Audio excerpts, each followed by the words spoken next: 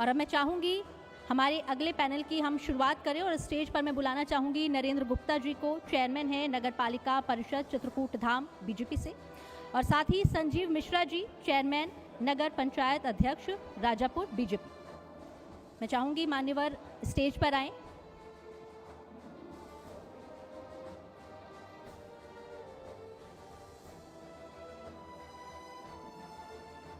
और मैं चाहूँगी मेरे सहयोगी जयप्रकाश शर्मा भी स्टेज पर आएं और हमारे अगले सेशन की शुरुआत करें। तो कार्यक्रम समय जैसे बढ़ता जाएगा उतना ही रोमांचित भी होता हो जाएगा और आप सभी इसको महसूस भी कर पा रहे होंगे। तो चलिए अब शुरुआत करेंगे हमारे अगले सेशन की। Over to you Jayaprakash.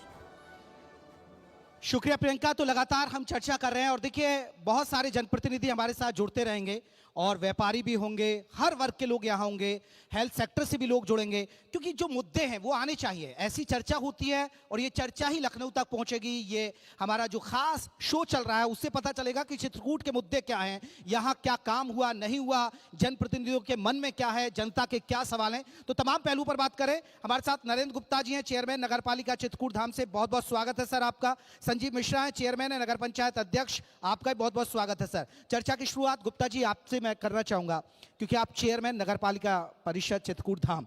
ये ऐसा धाम है जहां अब खासकर मुख्यमंत्री योगी आदित्यनाथ का फोकस है। अगर मैं नगर पालिका के नजरिए से बात करूं तो यहां कितना काम हुआ और आगे भविष्य में क्या आपकी प्लानिंग है? धन्यवाद जी चैनल का, और आप सब चित्रकूट पधारे, आप सबका स्वागत, वंदन। हमारे बीच में सभी चित्रकूट जनपद के जनप्रतिनिधि और सभी सभ्रांत नागरिक यहाँ उपस्थित हैं। हमारे साथ में संजीव मिश्रा जी गोस्वामी तुलसीदास जी की जन्मस्थली से उपस्थित हैं। आपका जो प्रश्न है चित्रकूट की विकास की दृष्टि, तो मैं आपको बताना चाहता हूँ, मेरा ये 8वां वर्ष है। 8 वर्षों से मैं निरंतर जनता के असीम प्रेम से नगर पालिका का दायित्व संभाल रहा हूँ। जब मैं नगर पालिका अध्यक्ष बना था तो इस शहर में एक भी न तो डिवाइडर रोड थी, न कोई चौराहे थे और न स्ट्रीट लाइटें थी, और बहुत सारे वार्डों में न तो जो है गलियों में रोडें थी न नाली थी। मैंने अपने कार्यकाल में उत्तर प्रदेश के यशस्वी मुख्यमंत्री माननीय योगी जी के निर्देशन पर लगभग 450 सड़कें, छोटी चूँकि बहुत बड़ी सड़कें हम लोग नहीं बना सकते हैं, लगभग 450 सड़कें हम लोगों ने इस चित्रकूट नगर में बनाने का काम किया। ये जो छोटा शहर था इसको विस्तारित करने का काम किया। यहाँ पर धनुष चौराहा से लेकर अटल पार्क से लेकर के तमाम चौराहों का भी निर्माण कराने का काम किया, और यहाँ पर विकास की अपार संभावनाएं हैं।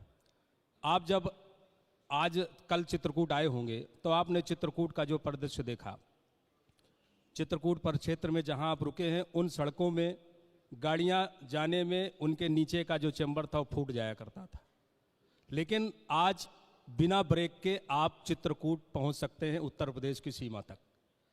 और चित्रकूट के विकास में यहाँ पर तमाम सारे ऐसे, चाहे बुंदेलखंड एक्सप्रेस वे बना हो, चाहे राम वनगमन मार्ग बन के आ रहा हो, चाहे हवाई यात्रा से जोड़ने का हो, और चित्रकूट से बनारस लिंक एक्सप्रेस वे को सीधे 6 लेन से जोड़ने की जो योजना है, तमाम सारी योजना इस चित्रकूट के विकास के लिए उत्तर प्रदेश के यशस्वी मुख्यमंत्री जी द्वारा दी गई हैं।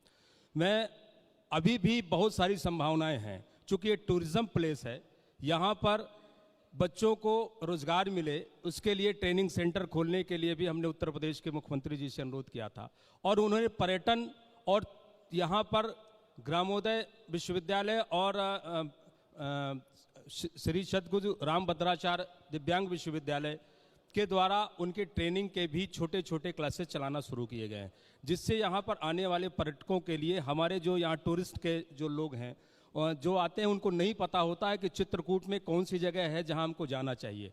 उसके लिए यहाँ गाइड्स की भी ट्रेनिंग दी जा रही है, रोजगार भी लोगों को मिल रहा है। और मैं ये कह सकता हूँ आज गर्व के साथ कि चित्रकूट में जो पर्यटन 1000 की तादाद में आता था वो आज 1 लाख की तादाद में यानी आ बढ़ा रहा है बहुत सारा बहुत सर। बढ़ा हुआ है। धन्यवाद। संजीव जी, अब मेरा सवाल आपसे, क्योंकि चेयरमैन है आप नगर पंचायत के, जैसे सर ने तो बहुत लंबी फेरिस्त बनाई और वो वाकई में नजर भी आता है, क्योंकि खुद मुख्यमंत्री का फोकस भी इस चित्रकूट धाम पर है। आप लोगों की क्या उपलब्धियां रही हैं और आने वाले वक्त को लेकर आप क्या रोड मैप तैयार कर रहे हैं नगर पंचायत के लिए? सबसे पहले मैं जी न्यूज़ उत्तराखंड उत्तर प्रदेश को बधाई देता हूं कि आपने मुझे आमंत्रित किया अपनी बात कहने के लिए। मैं आभार व्यक्त करता हूं। मेरा 2 वर्ष 10 माह का कार्यकाल हुआ है, तो मैं इन सालों में मैंने प्रयास किया है कि तुलसीदास जी की जन्मभूमि है राजापुर, इसके पहले जनप्रतिनिधि रहे, उन्होंने ये कभी नहीं प्रयास किया कि वहाँ पे मूलभूत समस्याएं, तो देखिए सड़क नाली ये सब तो आजीवन होता रहेगा, विस्तार होगा तो उस पर निर्माण होगा। हमारे पास आज भी राजापुर में पर्यटकों के ठहरने की कोई व्यवस्था नहीं। अगर आप आ जाएंगे तो मैं आपको अपने घर पे या तो रोकूंगा या आपसे कहूँगा कि भाई साहब मैं आपकी व्यवस्था चित्रकूट में करूँ। तो मैंने मुख्यमंत्री जी से कहा कि हमारे यहाँ सर्किट हाउस हो जाए, एक पर्यटक आवास गृह हमको दे दीजिए, जिससे कम से कम जो पर्यटक आए तो राजापुर रुके। जब पर्यटक आएगा और राजापुर रुकेगा तो राजापुर का कुछ ना कुछ विकास होगा। ये हम लोगों का वो था। और बहुत सी चीज़, जैसे हमारे यहाँ ITI कॉलेज के लिए मैंने मांग किया, मैंने महिला डिग्री कॉलेज की मांग किया, राजकीय महिला डिग्री कॉलेज की, कि ये हमको जो है शासन से मिले। मैंने अभी मुख्यमंत्री जी से मैं पिछले साल मिला था, तो मैंने उनसे बहुत सी चीज़ें कही थी, निवेदन भी किया था। उसमें बहुत सी मेरी मांग उन्होंने स्वीकृत किया। राजापुर में उन्होंने मिनी स्टेडियम के लिए मुझसे कहा कि मैं आपको दूंगा, उसके लिए ज़मीन भी चिन्हित हो गई है। हमारे यहाँ गल्ला मंडी किसानों के हित के लिए वो भी स्वीकृत हुआ है। अभी महिला डिग्री कॉलेज हमको नहीं मिला है। हमारे यहाँ तुलसी शोध संस्थान के लिए मुख्यमंत्री जी ने कहा है कि वो राजापुर में बनेगा। पहले बहुत पहले स्वीकृत हुआ था, किन्हीं कारणों से वो राजापुर में नहीं बन पाया।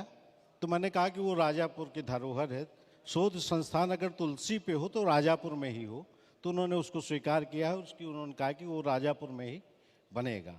तो एक ये चीज़ें हैं कि लोग आए वहाँ तो लगे कि ये तुलसी की जन्मभूमि है। अभी कुंभ मेला था, करोड़ों लोग निकल गए वहाँ से, और उसको कष्ट हुआ इस बात का कि उसमें बहुत से कम ऐसे लोग थे। तो ये तो जानते थे कि राजापुर है, लेकिन ये राजापुर है ये नहीं जानते थे। तो मैंने अभी जिलाधिकारी महोदय को पत्र लिखा कि पत्थर के द्वार जैसे हर तीर्थ स्थल में बनते हैं, तो हमारी 5 रास्ताएं हैं, 5 रास्तों में द्वार बने और उसमें ये लिखा रहे तुलसी जन्मभूमि राजापुर, तो लोग जाने कि तुलसी की जन्मभूमि। रामचरितमानस आज हर घर में है, हर भाषाओं में है, पूरे विश्व में है, लेकिन उन्हीं की जन्मभूमि को कोई जान नहीं पा रहा। तो उसको जनवाने का प्रयास मैं कर रहा हूँ। सिर्फ मेरा एक लक्ष्य कि लोग जाने कि ये तुलसी की जन्मभूमि है और वहाँ पे पर्यटक रुके और वहाँ घूमे। बने कुछ, जैसे तुलसी स्मारक हमारे यहाँ है, उसके लिए पर्यटन विभाग ने 21 करोड़ रुपए स्वीकृत किया था, कार्य चल रहा है, अंतिम चरण में। हमारे यहाँ तुलसी घाट, उसको मैंने वंदन योजना से बनाया था, अभी कंप्लीट थोड़ा बहुत कार्य है, बाढ़ के कारण रुक गया था, लेकिन मैंने उसका सुंदरीकरण कराया। कुछ पौराणिक स्थल हैं, उनका भी सुंदरीकरण का कार्य वंदन योजना। लेकिन संजीव जी, जैसे देखिए सपा के विधायक भी मान कर गए, इतनी बहुत बड़ी बात है कि हाँ काम हो रहा है, वो ऐसा मान के गए। लेकिन आपको लग रहा है कि योगी सरकार के आने के बाद यहाँ जो धार्मिक स्थल का कायाकल्प हो रहा है, रोजगार भी मिल रहे हैं युवाओं को, यहाँ रोजगार के भी मौके बढ़े हैं? नहीं, निश्चित इतना विकास तो हम लोगों ने नहीं देखा, हम लोग भी यहीं पैदा हुए हैं। जितना विकास इस सरकार ने हमारे चित्रकूट का किया, अभी तक इतना किसी ने नहीं किया, ये सत्य है। और योगी जी ने मुझसे कहा कि मेरी इच्छा, उन्होंने मुझसे कहा कि मेरी इच्छा है कि मैं तुलसी जन्मभूमि को सजाऊं, उसको संवारूं, सुंदर बनाऊं, और उस पर उन्होंने हमारा साथ दिया। मैं भी जितना हो सक रहा है शासन से धन ला रहा हूं और नगर का विकास कर रहा हूं। संजीव मिश्रा जी, देखिए आपने योगी सरकार की बात की, आपने कहा कि योगी सरकार ने बहुत काम किया है और अभी जापान का दौरा भी सीएम करके आए हैं, बहुत बड़े एमओयू भी साइन किए गए हैं, लेकिन क्या हमारे पास ऐसा सिस्टम और एग्जीक्यूशन है कि उस स्तर पर काम हो सके? नहीं, देखिए हमारे यहाँ जो है योगी जी की जो सोच है कि पहले हम लोग पर्यटन भी तो एक व्यवसाय ही है ना, और जितना पर्यटक आएगा उतना हमारा विकास होगा। सर माइक थोड़ा ऊपर कर लीजिएगा, माइक थोड़ा ऊपर करिएगा जी। जब पर्यटक हमारे यहाँ आएगा तो वो भी एक विकास ही होता है, उससे हमारे यहाँ रुकेगा। मान लीजिए उसका टूथपेस्ट खत्म हो गया तो कहीं बाजार से ही लेगा ना, तो कहीं ना कहीं बिक्री तो होगी ना। यही इससे धीरे धीरे तो होता है, इकट्ठा जो नहीं होता है। बिगड़ी व्यवस्थाएं सुधारने में कहीं ना कहीं समय तो लगता है, क्योंकि किसी ने ध्यान नहीं दिया इस बिल्कुल। विषय पे। चलिए धीरे धीरे हम चर्चा के आखिरी में नरेंद्र गुप्ता जी, क्योंकि मैंने बहुत सारे लोगों से भी पूछा, क्योंकि जब हम किसी जगह पहुंचते हैं तो वहाँ पूछते हैं कि स्थिति है क्या। ठीक है, आपने उपलब्धियां बताई, लेकिन कुछ जगह कहते हैं कि सफाई की व्यवस्था ठीक नहीं रहती है नगर पालिका की तरफ से। कुछ जगह जब बारिश होती है तो पानी भर जाता है, नालियां बजाने लगती हैं। ये दिक्कतें, कहीं अतिक्रमण का भी इशू आ जाता है कि हालांकि देखिए अतिक्रमण पर बाबा का बुलडोजर तो चलता है, नजर भी आता है, लेकिन ये चीजें हैं अभी, आप मानेंगे ग्राउंड पर, और जिन्हें अभी वक्त लगेगा खत्म करने में। देखिए, आपका प्रश्न जो है, मैं आपके प्रश्न से अपने को संबद्ध करता हूँ। ये बात सही है कि कुछ जगहों में जल भराव होता है, उसका कारण हम खुद ही हैं। चूँकि नगर का जब विस्तारीकरण अभी हुआ है, 4 साल पहले हमने कराया था, नगर का जो पहले नगर पालिका थी वो बहुत छोटी थी, उसको अभी बढ़ा करके जो है अभी बड़ी कराया गया है। और जब बड़ी किया है तो जो सम्मिलित क्षेत्र है, जो गांव सभा के क्षेत्र हैं, उन गांव सभाओं के जो क्षेत्र थे उनमें जो पूर्व में निर्माण कार्य हुए थे या नहीं हुए थे वो अनप्लान्ड वे थे, और अनप्लान्ड वे की वजह से उन नालियों में जल भराव और तमाम सारी चीज़ें हो रही हैं, जिनको हम निरंतर ठीक करते चले आ रहे हैं। अभी पूर्ण ठीक नहीं हुआ है, हम प्रयास कर रहे हैं कि और भी ठीक हो जाए। जैसे कुछ मोहल्ले ऐसे हैं जहां पर अभी भी जल निकासी का कोई साधन नहीं है। प्राइवेट कॉलोनियां इस शहर के आसपास बड़ी मात्रा में बस चुकी हैं, जिन्होंने ना तो प्राधिकरण से अपना नक्शा पास कराया है और ना जिन्होंने कोई अपनी हाउसिंग कॉलोनी का प्लान किया है, ना उनके पानी का निकलने का कोई रास्ता है और ना उनके भरने का कोई रास्ता है। तो जो उनके अंदर का पानी है वो वहीं रह जा रहा है। ऐसी परिस्थितियों में एक चैलेंजिंग काम है पालिका के लिए जो हम लोग कर रहे हैं। रहा सवाल तमाम सारे विकासों का, मैं कह सकता हूं कि उत्तर प्रदेश के इतिहास में चित्रकूट का जो इतिहास है वो 2017 के बाद ही शुरू हुआ है विकास का। उसका उदाहरण है डिफेंस कॉरिडोर, जो बहुत बड़ी मात्रा में यहाँ रोजगार देने जा रहा है। यहाँ 2017 के पहले कोई भी व्यापारी, मैं खुद भी एक व्यापारी था, लेकिन स्थितियां ये थी कि कोई भी यहाँ पर कार्य करने से पहले डरता था कि मेरे लड़के का कहीं अपहरण तो नहीं हो जाएगा, मेरा कहीं पर वसूली तो नहीं आ जाएगी। यहाँ जो डकैतों का साम्राज्य था, उन डकैतों के साम्राज्य से जनपद का विकास पूर्ण तरह से शून्य था। और स्थितियां ये थी कि इस जनपद में यात्री भी नहीं आना चाहता था, कोई टूरिज्म भी नहीं आना चाहता था, कोई इंडस्ट्री वाला भी नहीं आना चाहता था, और आम आदमी भी रहना नहीं चाहता था। मैं गुप्ता जी एक इस पे, आप क्योंकि चेयरमैन हैं, मैं अब देखिए आपके पड़ोस से मध्य प्रदेश आप निकल जाएंगे, लेकिन जब स्वच्छ शहरों की बात आती है तो इंदौर का नाम सबसे पहले आता है। कुछ टारगेट, कुछ सपना देख रहे हैं कि चित्रकूट भी कई पायदान पर आए कि भैया स्वच्छ शहरों की सूची में आए वो? इसी के साथ मेरा भी एक सवाल है नरेंद्र गुप्ता जी आपके लिए। देखिए अक्सर छोटे शहरों से लोगों की शिकायतें रहती हैं कि बेसिक सुविधाएं नहीं मिल पाती हैं, तो उसमें सबसे बड़ा सुधार क्या हुआ है आपके क्षेत्र में? देखिए, जो बेसिक अभी हमारा जो नगर का इंफ्रास्ट्रक्चर है वो अभी उसकी शुरुआत हुई है। पूरी तरह से जो ध्वस्त था, पूर्व में क्या हुआ मैं उस पर नहीं जाना चाहता हूं, लेकिन अब क्या हो इस पर मैं जरूर आना चाहता हूं। चूंकि पूर्व में जो हमारे नगर की स्थितियां थी उसको हमको ठीक करके आगे चलना है, जिसको मैंने 8 साल से निरंतर उसको ठीक करने का प्रयास किया है। और आप 8 साल पहले का नगर अगर देखेंगे और आज का नगर देखेंगे तो मुझे लगता है कि बहुत बड़ा अंतर आपको नजर आएगा, जिसकी वजह से मैं हमारे शहर में अभी इस शहर के लिए उत्तर प्रदेश के यशस्वी मुख्यमंत्री जिसे हमने व्यक्तिगत अनुरोध किया था, जिसमें इस शहर को सीवर लाइन देने का उन्होंने आदेश दिया है और वो डीपीआर भी बन के तैयार हो गया है। मुझे लगता है एक आध महीने के अंदर ही वो डीपीआर स्वीकृत भी हो जाएगी। एक बड़ी योजना जो है, जहां आप जो जल भराव और इसकी स्थिति बिना सीवर के पूरी नहीं होने वाली है। मंदाकिनी नदी में 18 नाले जो सीधे नदी में जा रहे हैं, जिनको मैंने स्वयं रामघाट में उत्तर प्रदेश के यशस्वी मुख्यमंत्री जी को दिखाया था, और वो काफ़ी उसमें नाराज भी हुए थे कि इनको ठीक होना चाहिए और बंद होना चाहिए, नदी में नहीं गिरना चाहिए। उसका भी एक डीपीआर तैयार हो चुका है और तैयार करके अभी वो योजनाएं धरातल पर आने जा रही हैं। और आने वाला जो समय है, चित्रकूट का स्वर्णिम विकास चलिए सर, उम्मीद करें कि स्वर्ण विकास। मैं अब आखिरी सवाल आपसे मिश्रा जी, आपको एक बात हाँ, आप बताना चाह रहे थे कुछ। बिल्कुल। स्वच्छ भारत अभियान में मेरे आने के पहले राजापुर का स्थान पूरे भारत में 1587 नंबर पे था। पिछले साल जो सर्वे हुआ उसमें राजापुर 83 स्थान पे आया है। भैया जोरदार तालियां। देखिए इतनी मेहनत, 1500 से आप 83 ले गए। जी, ये बड़े 83 पे पूरे भारतवर्ष में मैं ये बहुत आया। अच्छी बात है। उत्तर प्रदेश में मेरा स्थान था 267, आज मैं 27वें नंबर पे हूँ। और पूरे बुंदेलखंड में 1 स्टार मुझको मिला है। जितनी नगर पालिका नगर पंचायत है, किसी को स्टार नहीं मिला, राजापुर को ये स्टार मिला आगे है। क्या टारगेट लेकर चल रहे हैं फिर इसमें? आगे टारगेट क्या है, लक्ष्य क्या है? मेरा लक्ष्य है कि मैं 27 से 10 पे आ जाऊं इस टॉप साल। 10 का आप लेकर चल रहे हैं? टॉप 10 में तो राजापुर को लाने का उद्देश्य है। इसमें मेरा सहयोग नगरवासी भी कर रहे हैं, मेरे अकेले से नहीं हो रहा। मेरे सफाई कर्मचारी मेरे साथ हैं, मेरा नगर मेरे साथ है।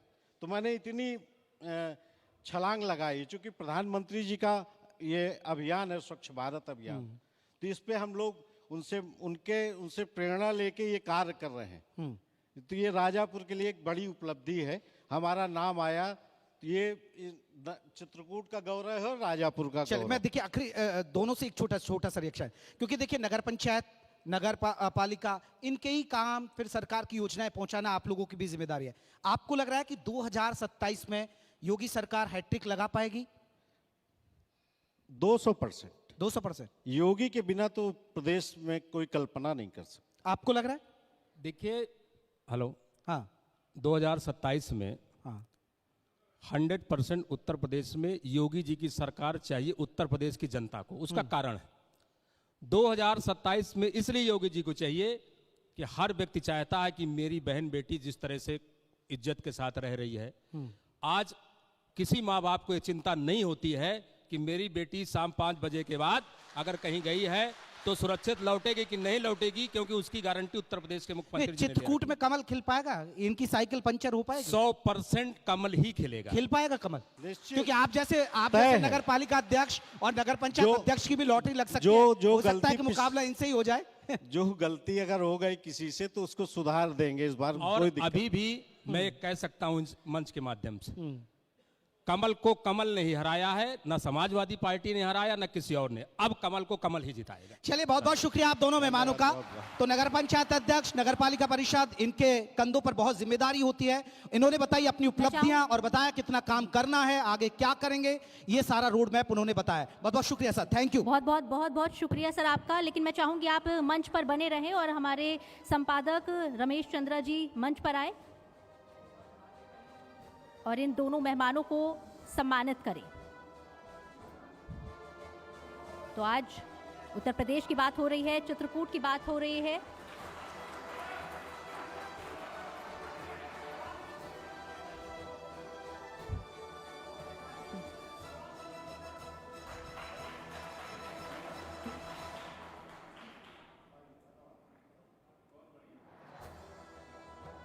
आपका बहुत बहुत धन्यवाद। अपने बिजी शेड्यूल से आपने हमारे लिए वक्त निकाला।